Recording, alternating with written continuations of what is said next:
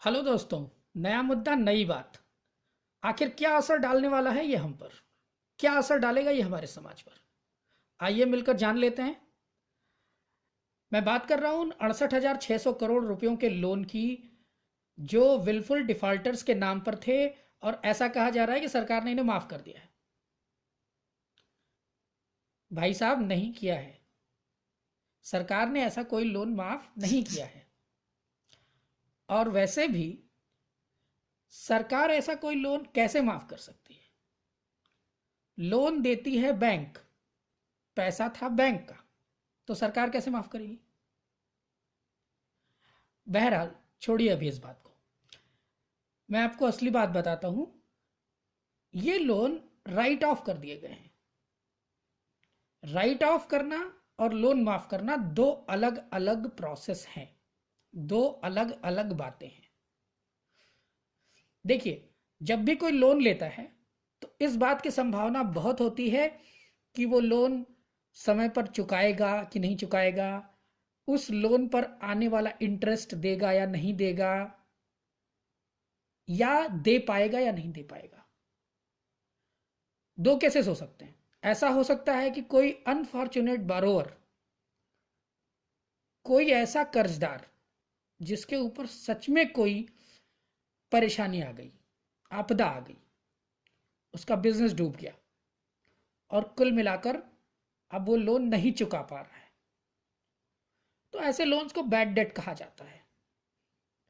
और bad debt के case में हम अक्सर ये बात सुनते हैं कि लोन माफी हो गई या ऋणों की आम माफी कर दी गई। तो एक बात को समझ लीजिए, बैंक ऐसी कोई संस्था नहीं है जो माफी देने के लिए बनी हो। बैंक लाभ कमाने वाली संस्था है। बैंक मुनाफा कमाने के लिए खुलते हैं और यही उनका व्यापार है। तो आखिर ये लोन माफ कौन कर देता है? ये लोन माफ करती है या तो सरकार, या सरकार द्वारा निर्देशित कोई फाइनेंशियल इंस्टीट्यूशन। और उसका मतलब यह होता है कि या तो सरकार या ऐसी कोई फाइनेंशियल इंस्टीट्यूशन उस बैंक को जिसने कि ये लोन बांटे थे, उस लोन के बराबर की धनराशि देगी। और इस प्रकार से उस बैंक का अकाउंटिंग लोन अमाउंट के माफ किए जाने के बाद भी बराबर बना रहेगा। यह तो हुई अकाउंटिंग की बात। अकाउंटिंग में दोनों पक्ष बराबर आने चाहिए, यह एक तथ्य है। अब आते हैं राइट ऑफ के मामले पर। आखिर राइट ऑफ क्या होता है? लेकिन इस राइट ऑफ को समझने से पहले मैं आपको एक और दूसरा टर्म बताता हूं, जिसे हम लोग कहते हैं विलफुल डिफॉल्टर। विलफुल डिफॉल्टर का मतलब होता है ऐसे कर्जदार जिनके पास लोन की अदायगी की क्षमता है, लेकिन वो अपनी इच्छा से, अपने एरोगेंस में या बेईमानी की मनोदशा के वशीभूत होकर वो लोन नहीं चुकाना चाहते हैं, तो उन्हें हम कहते हैं विलफुल डिफॉल्टर्स। अब विलफुल डिफॉल्टर्स के केस में भी वो लोन जो कि चुकाया नहीं जा रहा बैंक को, बैड डेट ही कहलाएगा। लेकिन सरकार ऐसा कोई लोन माफ करने के लिए, या सरकार द्वारा निर्देशित कोई संस्था ऐसा लोन माफ करने के लिए आगे नहीं आएगी। तो उस केस में ऐसे लोन के माफ होने की संभावना शून्य है। अब आते हैं उस तथ्य पर जो कि सच है। पिछले कुछ समय में बहुत सारे चैनल्स पर, बहुत सारे प्लेटफॉर्म्स पे आपने देखा कि 68,600 करोड़ रुपयों की बात हो रही है, जिसके बारे में ये कहा जा रहा है कि इन्हें राइट ऑफ कर दिया गया।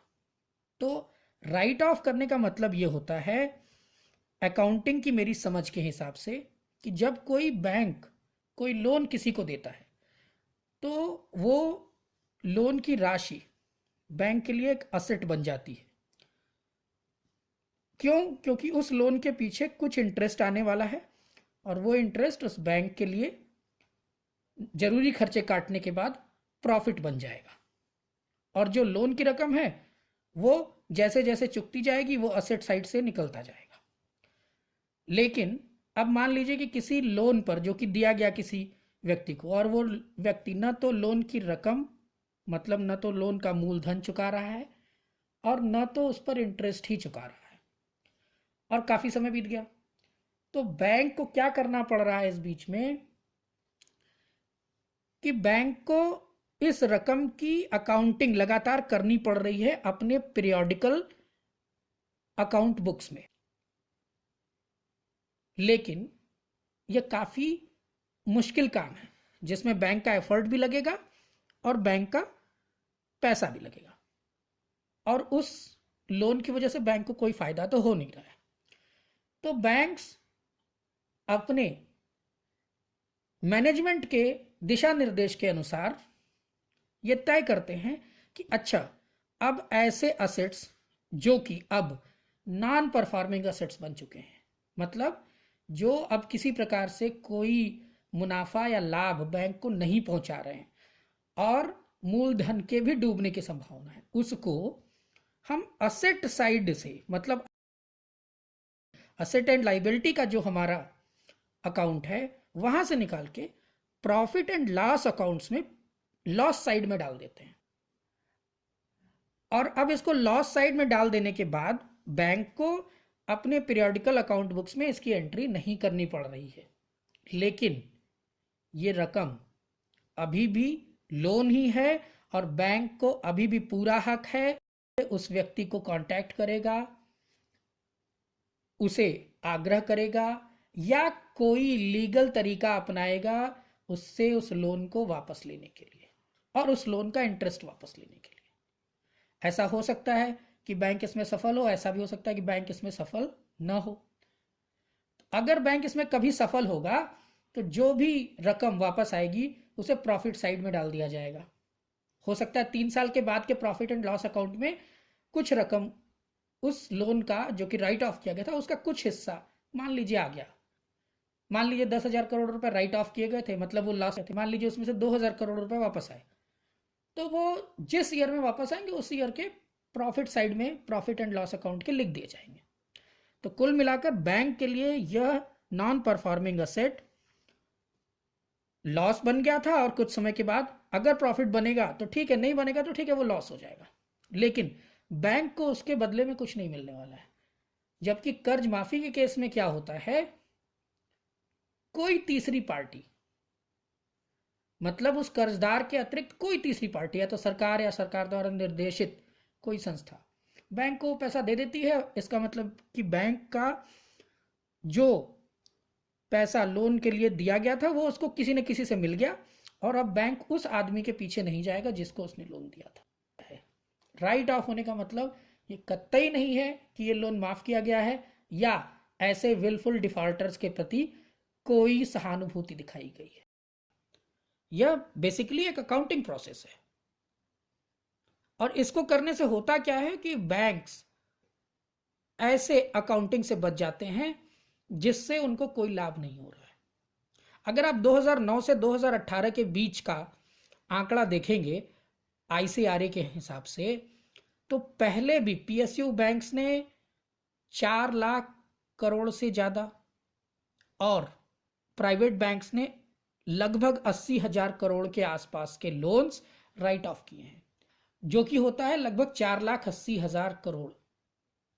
तो पिछले 10-12 सालों में अगर ऐसा हमेशा होता रहा है और वही चीज इस बार भी हो रही है तो इस पे कंफ्यूज होने की आपको जरा भी जरूरत नहीं है। यह लोन राइट ऑफ किया गया है और यह लोन विलफुल डिफॉल्टर्स के नाम पर था, जिसमें ज्यादातर नाम आप पहले कुछ समय में सुनते रहे हैं, जैसे नीरव मोदी, मेहुल चौकसी, विजय माल्या इत्यादि इत्यादि। लेकिन उनके प्रति सरकार की कोई सहानुभूति, बैंक की कोई सहानुभूति नहीं है। जस्ट एक अकाउंटिंग प्रोसेस है राइट ऑफ का और वो किया गया है। अगर आपको यह आर्टिकल हेल्पफुल लगा तो जरूर इसे साझा करें अपने दोस्तों के साथ और सब्सक्राइब करें हमारे चैनल को, सो दैट हम ऐसा और कंटेंट आपके लिए लेकर आते रहें।